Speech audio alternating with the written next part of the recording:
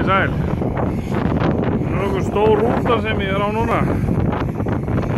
En hún nú bara lítil með þessar rellur sem hérna við hliðina á mér. Það önnur hér.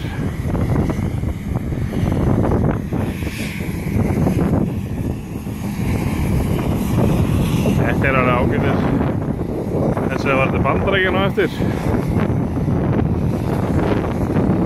Skilst það.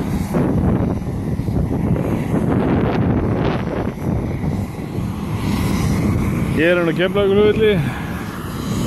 Þarna eru það sem kallað þoturhreiðrin.